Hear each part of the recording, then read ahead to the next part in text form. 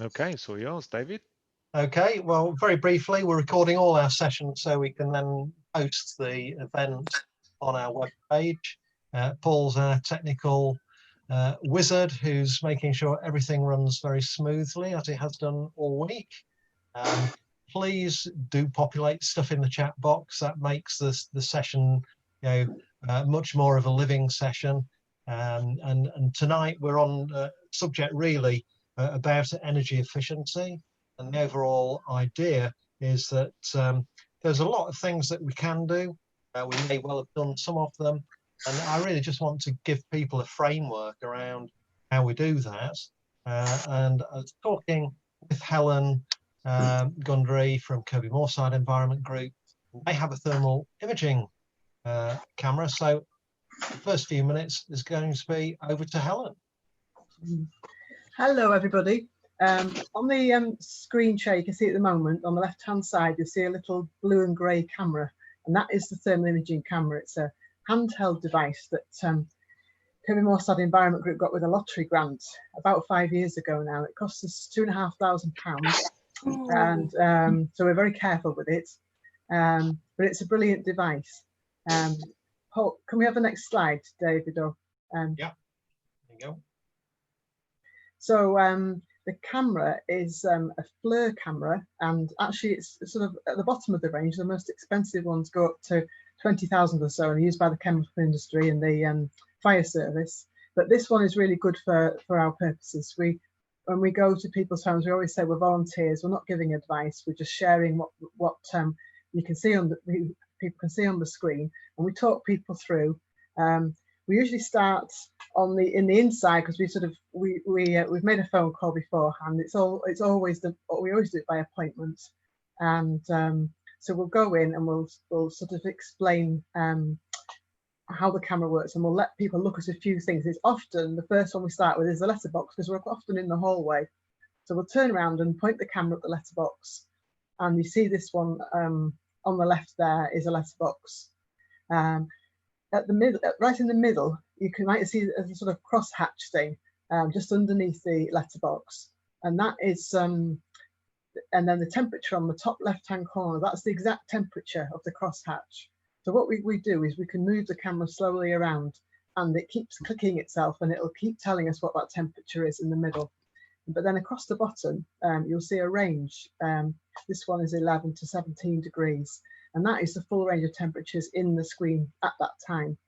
And if someone wants a picture, like this one has been captured, all we do is pull the trigger on the front of the camera, and that captures that image. And what we say to people is we can take as many pictures as they like, and then we either email them to them, or some people prefer them to be printed out.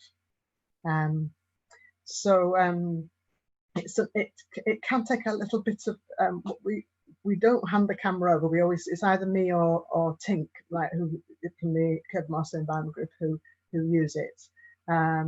So what we would explain is in any shot, the white is the hottest in that shot, and the dark blue is the coldest.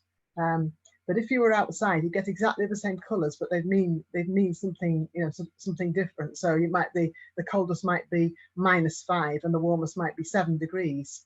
So for some people, it takes a little bit of getting your head around to sort of see that. It's all about contrast. So can we have the next? I've got me thing right in the middle, the chat box. Get rid of that. So the next slide you can see there. This is one that's actually taken from on the left-hand side. It's a curtain drawn across the window, half drawn across the window. So we often use that. We'll go around, and some people have got a clear idea what they want to take images of. For instance, if they've already done some renovation work, or if they've got a particularly cold spot in the house, and they're trying to track down what the problem is. But we'll often look at people's curtains and encourage them to, when we're looking at the windows, encourage them to look with and without the curtain, because it makes such a difference having the curtain shut or open. Some people really get that to start off with, and some people haven't got a clue. So we sort of, there's quite a few basic things that we always talk our way through as we're going around the house. The other picture on the right hand side there is actually taken from outside. and you can see the red line underneath the windows, and that is the heat from the radiator coming out into the outside world from inside the house. And that's because they haven't got any sort of aluminium or anything behind the radiator, between the radiator and the wall. Or it might also be that they haven't, they've got rather thin walls. So we would always, although we talk through people and say we're not experts, we're not trained in any way, but we're just sharing information. And we've actually, over 5 years, we've done over 140 homes in the Kirby Moorside area. We've been up as far as Bransdale, we've been down to Norton and Malton, even a bit further, once or twice.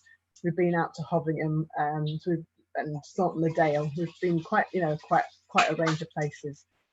And the other thing I wanted to say is we tend to do it. We're not doing it this year because both me and Tink have got to do shielding for a couple of reasons. So we're not able to do it this year, but usually we would start in November and we do a couple of nights a week, and we do 2 or 3 houses each night. We put people in advance. And the reason we do it in the winter is because we need a good difference of about 10 degrees between indoors and outdoors in order for the camera to really show up the images, nice and clearly, like this one. We always say to people, we won't go anywhere you don't want us to go. And sometimes people just want to look at one room, or we don't want this even in the house. But most people are really, once they see us, because we're quite friendly, me and Tink, we're chatty, and we try and put people at ease. And so usually we take more images from the inside, because we found on the outside, just the wind can send the temperature fluctuating up and down in the camera. If it's been sun on the house during the day, that changes the wall temperature. If it's been wet, that drops it down. So there's a lot more variables outside, and so we generally walk around the whole house looking at different things that people want to look at, whether it's a particularly problem area, particularly cold room, or sometimes people have already done renovation work and they just want us to check it out. And I'll stop there, but just 1 or 2 other things I wanted to mention. We did once do a cow. Somebody asked us to look at a cow. It had a bad leg. They didn't want to give it antibiotics. They wanted to try and track down where the problem was with the leg. So we did do a scan a cow up in Appleton-le-Moors. And somebody also once called us in to try and find a water leak, because Yorkshire Water refused to come out, but they knew that the meter was ticking round. And we didn't find the leak, but we took some nice pictures, and that was enough to get Yorkshire Water out to come out and sort the problem out. So I'll stop there, but if anybody's got questions after David's done his chat, then I'm happy to answer any questions. Thanks. Okay, brilliant. Thanks ever so much. That's really interesting. I could probably watch the whole session on that, to be honest. But anyway, we're going to go on to energy efficiency, basically in residential houses. Just to give you a bit of my background, I've been a chartered surveyor for well, in excess of 40 years, most of which I have spent in the residential field. So I've been valuing, surveying. I was a home inspector when we were going to be home inspected. I'm an energy assessor and all of that. So I've got a bit of knowledge around the subject, and the energy rating there that shows as that green to red graph, that's actually refers to my house. Anybody can look at it if they know my postcode and house number, and that's basically the system that the government decided we would have to determine how energy efficient our houses were. The idea being that we should all be moving towards green, but quite a large proportion of the houses in the UK generally, I'm afraid, are below E. So there is quite a lot of work to do on this. And I mean, why is it important that we use less energy and we have a very well insulated house?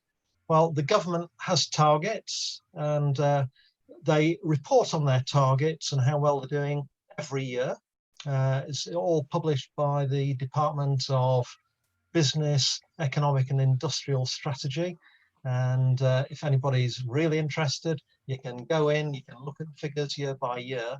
Essentially, the right-hand graph shows that, yeah, we're tailing down all the time. But essentially, yeah, if you then look at the left-hand graph, which is a little bit more detailed, and these are just residential emissions, you can see that although the overall slope is downhill, in real terms, we're not really going down that much. So there is quite a bit of work to do. You'll hear a lot in the news about we need to build more houses, more houses, more houses. Well, they're all pretty irrelevant because 99% of the housing stock are already here, and they're the ones that really need to work on them. So I like the EPC, the Energy Performance Certificate, to start off as a starting point. It is, as a surveyor, I know what goes into it. I know what comes out of the printer when you print it off. There's quite a bit of work the surveyor does on site, but ultimately, there's only about 1 page of that report is directly related to the work that the surveyor or energy assessor does on site.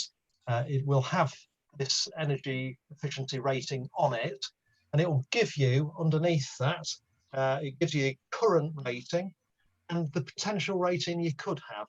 And then it gives you the measures that you would have to carry out to move from, in my case, the orange to the green. And that's when you sit down, you look at the figures and you think, well, there must be other things I can do, because that seems like quite a lot of money. And these days, even if you buy a new house, unless it actually has some generating capacity, so solar thermal to heat your hot water or photovoltaics to provide electricity, you are unlikely to be anywhere near the 90s on the rating. Because all these ratings, they've got a little number against them as to the range that it covers. So you know, somebody, when they designed, I mean, it's a system that came from Europe, and it was designed about, we really ought to be doing a bit of generation as well. So my practical approach, you've got the EPC, you may just have moved to a new property, a new home to you, whether you're buying or renting. They all have to have an EPC these days. There are a few exceptions, but generally speaking, they should have an EPC on them. You move in and you're going to start to identify exactly what you want to do, and you're going to know how much you've got in your bank account, because it's an expensive time moving house, and really you're going to be looking at, you know, the best bang for your buck. Sorry to use common parlance, but you know that you're really focusing on the payback time that you'll get from your improvement. Now, in terms of payback times, it varies on the sort of thing that you do. Solar thermal is a reasonable payback time, probably be about 8 years. And PVs, that's become a little bit longer. That's probably going to be somewhere between 7 and 10 years, depending on how much you're generating before you get your money back. And you know, you've really got to make your decisions based on how long you're going to stay in the house. If you're renting, you're just going to hope you've got a good landlord and they're going to do something. But if you're an owner occupier, I would just say the average time that people stay in a house is about 8 years. So, you know, if my view's always been, if you don't get paid back in 7 or 8 years, it's not necessarily an improvement I'm going to make. And there's a variety of reasons once you've gone through this process where you might just want to have a bit more detailed look at the overall performance of your property. Now, I thought, well, I could show you all sorts of very complex pictures, and I was on an insulation site, and this image is actually a free image. You will notice that if you add all the figures up, it doesn't come to 100. So bear in mind, all these figures are, you know, this is, you could be wasting up to this amount of your heat if you haven't got yourself insulated properly. The most important thing, it depends on how you use your mind, but I've always thought of insulation as like putting on a woolly jumper, if you like, because you've already got the outer clothing, you've got a roof, you've got walls and all that sort of stuff. And it's what you can do to make yourself warmer if it seems a bit nippy indoors. But it's quite interesting that 25% goes out through your roof space, and up to 33% goes out through your walls. I mean, drafts could be up to 15%, and similar amount through your floor. If you're in a terraced house, it'll be less because your external walls are less, and you've got kind neighbours on either side helping heat you up. But it's about what you can do to make your house, whatever it is, better. So I always look at the structural sort of parts that you can do things to, the walls, and that's going to include your windows, your doors. It could include ventilation ducts, extractor fans, and so on. They're all things that are part of what I call a very leaky building envelope. You will hear, if you look at some of the websites and the stuff out there about insulating and making a house warmer, they all talk about the building envelope. It's just basically about how airtight your house is. And I think when you're looking at having things done to your house, first thing you look at, or certainly I do, is what can I do myself? Because that comes with all sorts of benefits. You can do it when it suits you. It's there's a limit on how much it's going to cost you because you'll research who's selling the best whatever insulation you're going to use, and you'll have a look around. Various do-it-yourself stores will have probably help sheets on their websites. Your local retailers in Ryedale will probably be able to give you the same advice. And Loft Insulation, I like to, all of these things, I like to fit in with that sort of traffic light system and think of what's easy, what's slightly more difficult, and what's really quite difficult. So Loft Insulation, if you're a competent DIYer, absolutely easy. Very little you can do wrong. A lot of people think, oh crikey, what am I going to do? Because now if you put the amount of insulation in to satisfy building regs, I'd say you should be putting in at least that much, which is around 300 mil or 12 inches in imperial. Everybody goes, well, what about all the stuff I'm storing in the loft? Well, the do-it-yourself industry has come up with loft stilts, so you can fasten these to your ceiling joists, build yourself a platform above the level of your insulation material, because you don't want to compress it. The whole idea is the air trapped in that insulation material is keeping you warm and saving you energy that you're using, and you'll save some cash out of that. Now, it is the cheapest method of insulating any part of your house. I think current rates are around, start at £3 to £4 for a square metre of insulation quilting, and that'll be the stuff that I mean, if you've got 100 mils in your roof at the moment, that's 4 inches. You can actually go out and buy a top-up quilt that will take you up to where we're at on the building regs now. And I'd recommend everybody to just have a look on the roof and see what they've got. Next thing we can all do, I mean, we saw a very good graphic from the thermal imaging on a letterbox. I mean, it is amazing how leaky our houses are when it comes to drafts and air. And the problem with that is that, your heat is going out through there. And it makes your house less comfortable. Nobody ever talked about the comfort of your house, but that's an important factor to everybody. I mean, I've seen thousands and thousands of houses, and sometimes you go round a house and you think, oh, well, what is it about here that's different? And quite often it's that the comfort factor when you're in there. I mean, there are masses of products that you can get for draft stripping, lots of sealants, and if you need any information, most of the retailers locally are more than happy to give you a bit of advice as to which one's going to be the best for your particular problem. If you go in and say, well, I've got these old floorboards and I need something that's going to fill that.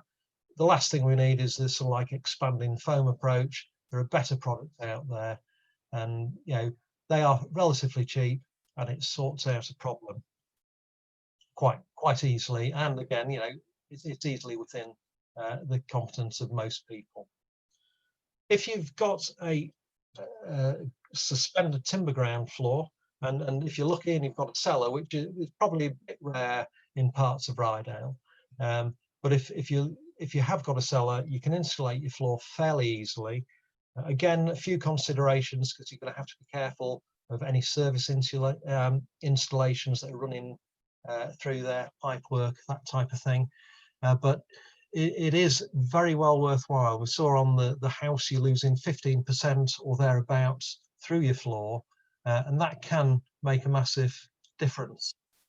If you don't have access, well, that's an improvement that really is then becoming medium to difficult. If you've got a solid floor, in all honesty, if you're not doing a full refurbishment of the property and you're not trying to convert it to an eco house, that probably comes into the category of too expensive and too difficult, in my opinion. Because you would have to take up the floor and relay a new one, get the insulation in. You've got to take all your timber work out, skirting boards, architraves, because they're all going to be affected. So yeah, that's quite a project.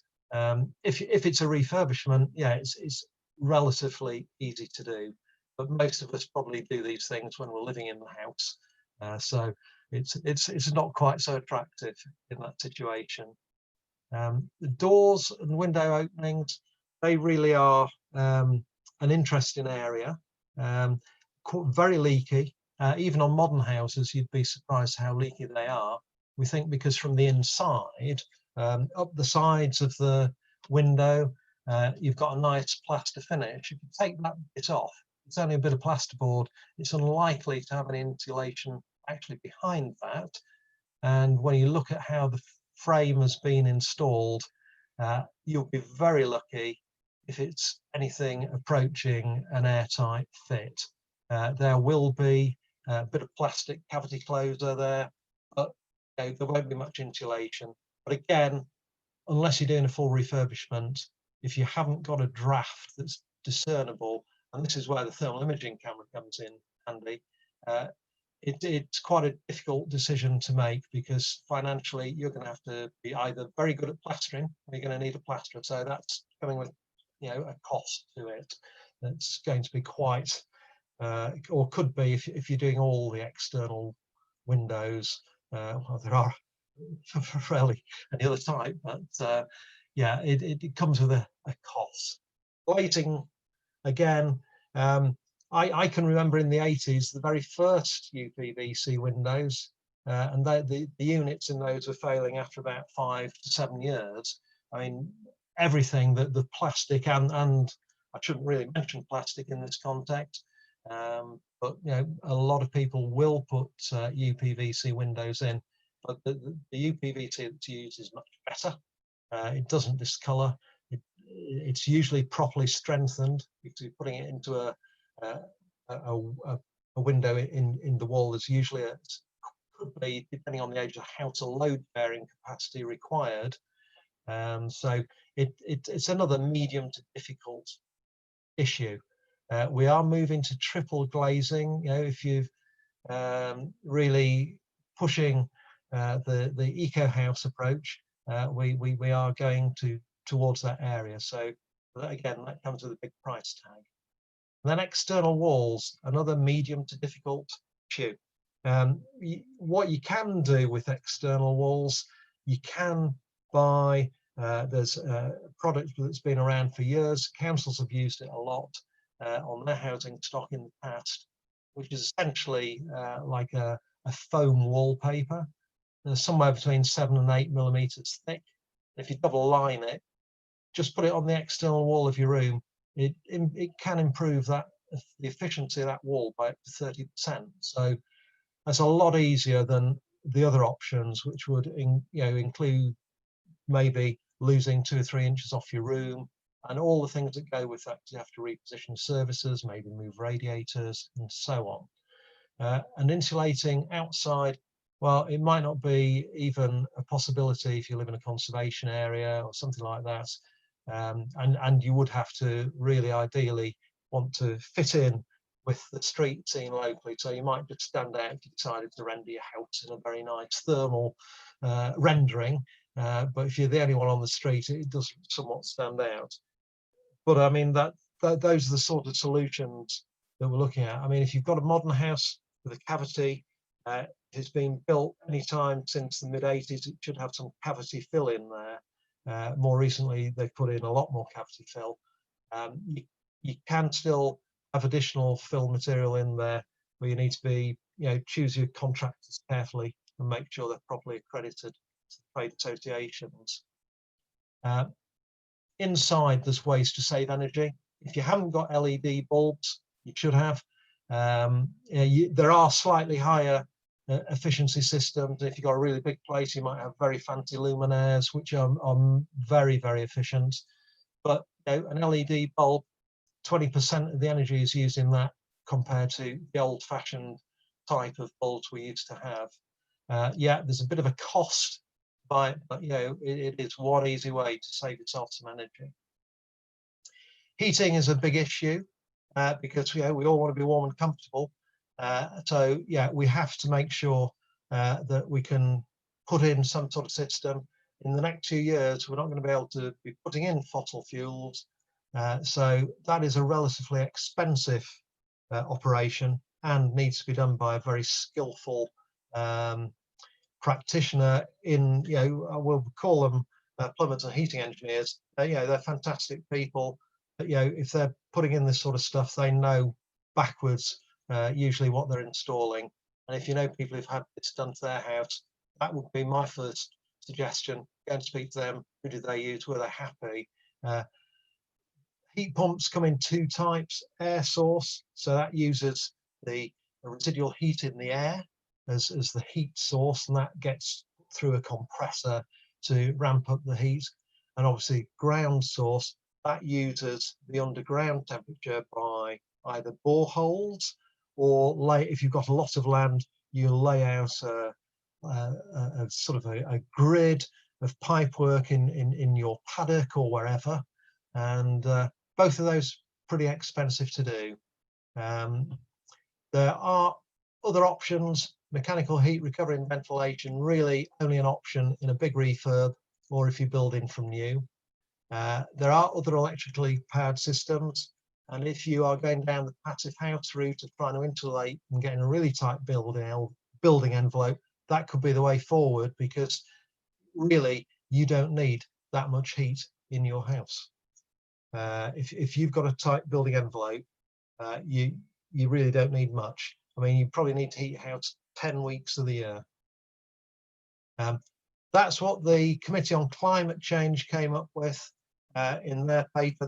They do several reports, 2 or 3 a year, both reporting to the government. I mean, all the reports are to the government because there's a statutory obligation there. But yeah, that's a useful source of information. I won't dwell too much because it's pretty hard to read even on a big screen. But that's the dream. That's where they want us to get to. You can get some grants and help. You'll all hopefully be aware of the current Green Homes grant. That runs till the 31st of March next year. You can get up to £5,000, or if you qualify on a sort of like a gateway, which is regulated by certain benefits, you could get up to 10,000. There are primary and secondary measures. So primary thing might be insulation, and a secondary thing might be work such as secondary double glazing. So both of those things together could be put together. We do need to use registered contractors who are party to that scheme. It is possible to get the domestic renewable heat incentive, RHI, if you're going to replace a boiler. If you've got a boiler coming up, that's great because it pays you a quarterly payment for 7 years, and that is assessed on how much more efficient your heating is once you've made the change. The only problem with that is you have to come up with a lump sum to do it initially, and then you slowly recoup it quarterly for 7 years. I'm afraid the other sort of grants are difficult because they all have a gateway to qualify, and they're really built up around the obligation energy companies have to make sure that people aren't in fuel poverty. So the warm home discount, you get a one-off payment if you're eligible for that. That's on top of the payment that you get once you're of pensionable age, and I think that's another £140 currently. And then the affordable warmth obligation, that is to help you to make your house more efficient, and there are limits on that and other qualifications. There are ways to look at cutting your energy bill. The collective energy scheme that Ryedale District Council use is a good one. Very competitive. I sort of went into that scheme this year just to have a look, see how it came out, and pretty competitive. Other considerations, you could take the sort of carbon footprint approach and say, well, what can I do to minimize my carbon footprint? Well, you could, if you're not on a green energy tariff from a 100% green energy supplier and hopefully a generator, if you did that in one fell swoop, you're reducing your carbon footprint. Loads of websites out there, definitely say the ones that I mentioned here. Energy Saving Trust, really good. National Energy Action, they have some reports on there about things like what it is like to have air source heat pump put in. Carbon footprint, you can have a look at that and decide what your footprint is.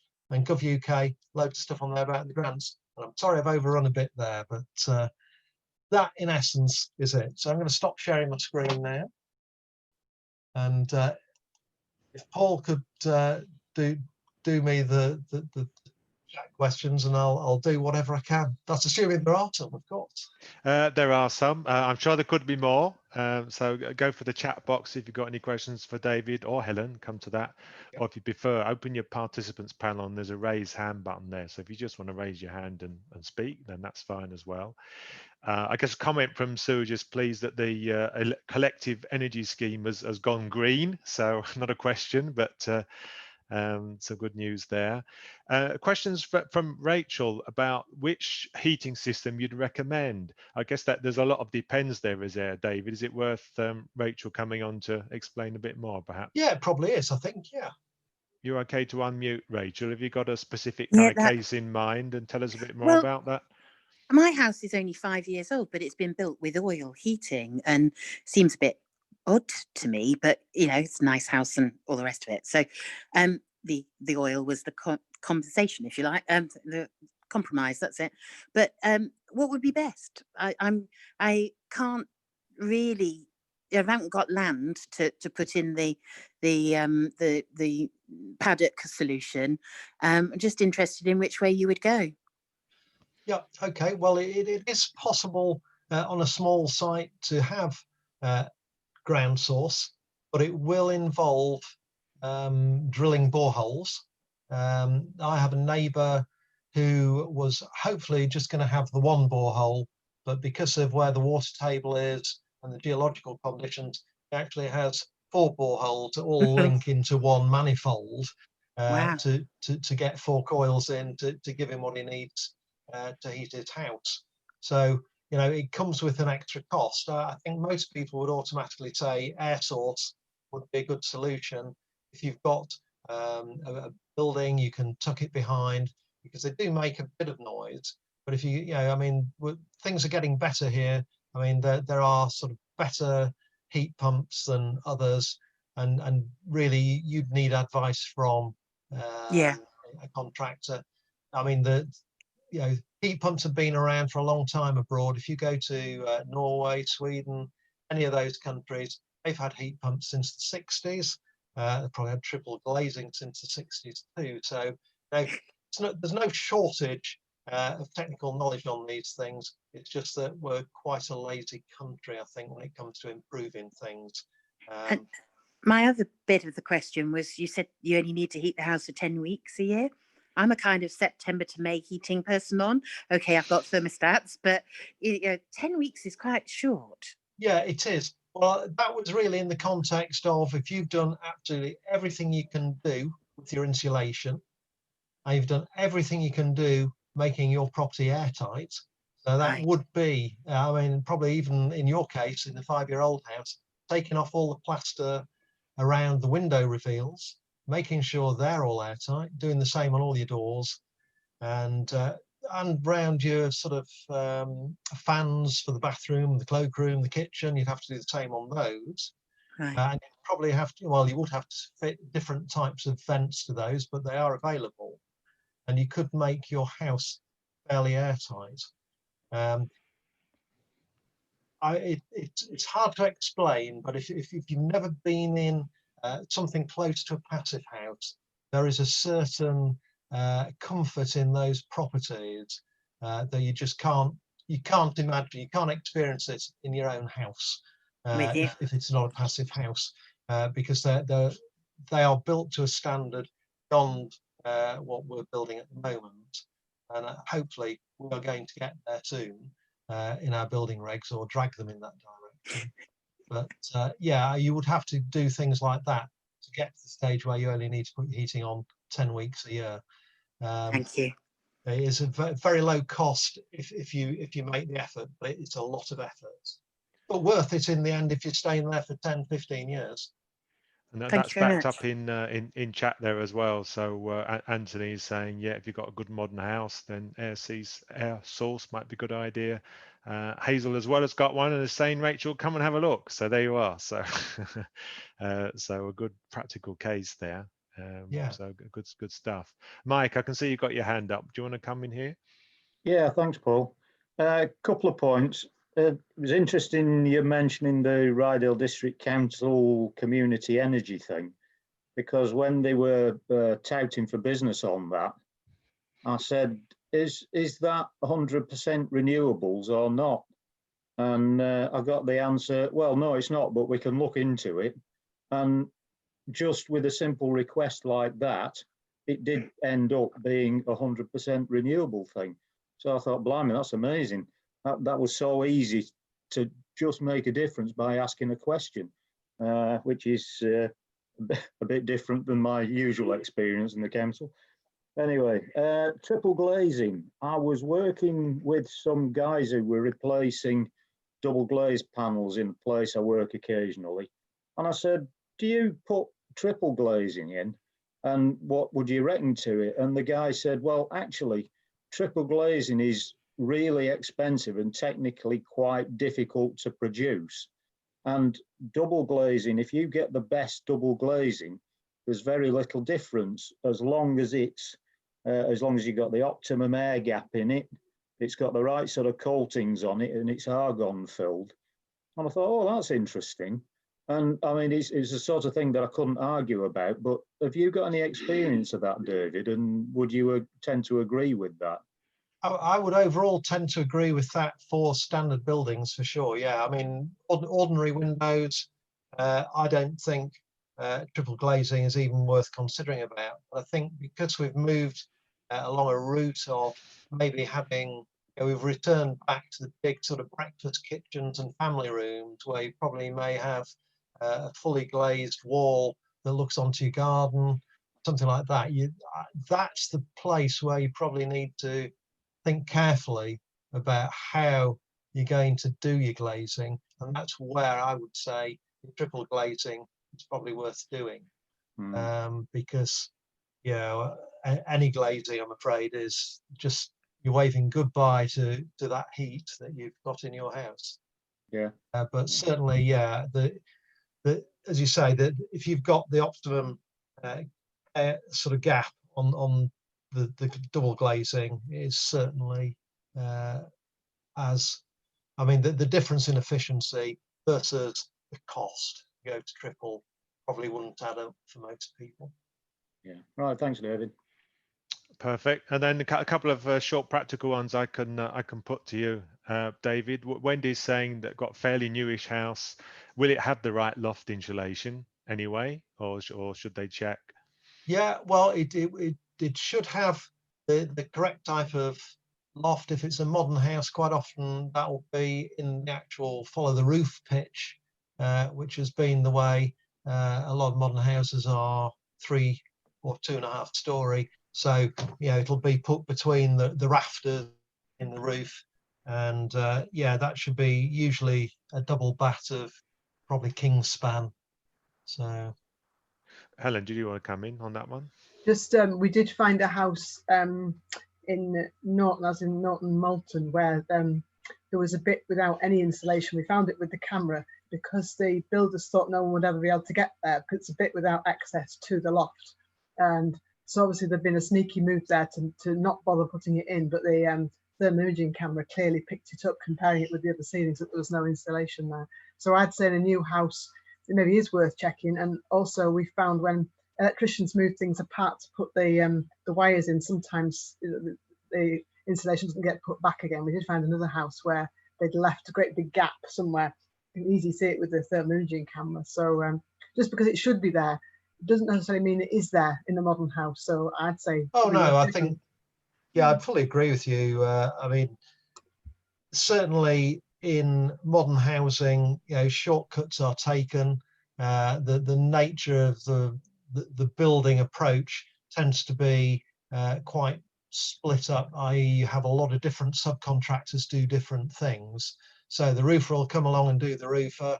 It's probably the actual on-site builder who will do the sort of fairly non-skilled stuff like put the roof insulation in. And if they get suddenly called away one day when they were doing it and they only sort of like put half the amount in, you wouldn't necessarily know unless you go up and check every bit of the roof.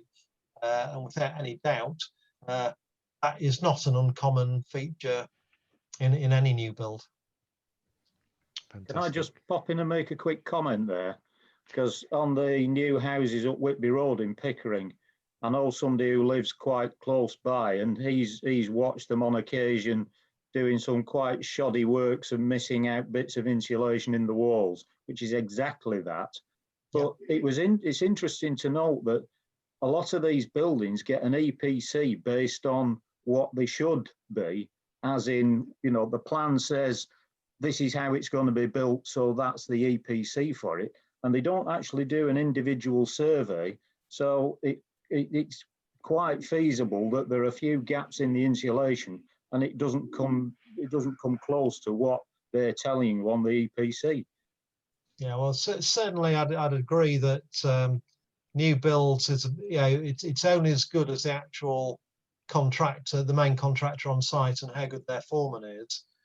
Certainly things like cavity wall insulation, that should be, there should be no problem whatsoever with that, because all the bricklayers now will be used to putting in bats of insulation. That's been going in for 12 years.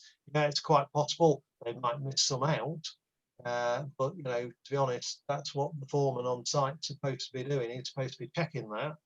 And yeah, well, we have a massive skills shortage in this country, as we're going to find out over the next 10 years, because in building and construction, if we want to go where we need to go, we're not even ready.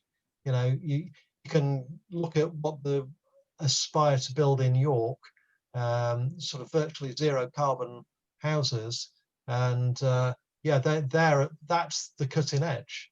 But there won't be that many contractors out there who are able to do that properly without very, very skilled site personnel to check to make sure everything's being done as it should be done. Just time is about up. I know Sinead, you've got a couple of questions there. Maybe if we take one of them, just a very quick response, David. Air source heating, do you end up with big electric bills, or is it not such a big thing? No, it's not too big. I've got an air source heat pump. I only have electric, so that's it. And my bill, well, I use about 8,500 kilowatts a year. So that's space heating, water heating, charging up an electric car, which accounts probably for, I would think, 1,500 kilowatts, maybe somewhere between 1,000 and 1,500 kilowatts. So yeah, I think that's fairly reasonable. I have had gas. The thing to remember, the price per kilowatt of electricity is on average 14.5 pence in the UK. gas, I think, is about 5 or 6p, and that's the bit that doesn't give us proper energy parity in this country.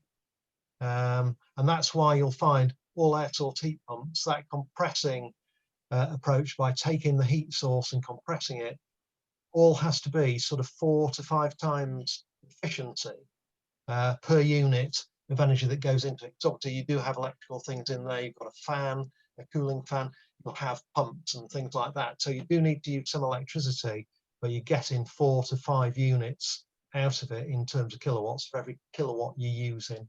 So that's how efficient they are. There isn't any fossil fuel boiler with efficiency at 100%. Like that. No. Never mind 400 to 500%, and that's in heating the elephant in the room. Yeah, sure. Okay, fabulous. See, Sinead, you've got another question there. If you're in the next session, maybe we can come to that because David will be there as well, or we'll get back to you separately on that. It's the problem I've had that I've managed to fix. So we'll get back to you one way or the other. We'll have to leave it there. I guess a final plug. We're nearly there. So one more to go.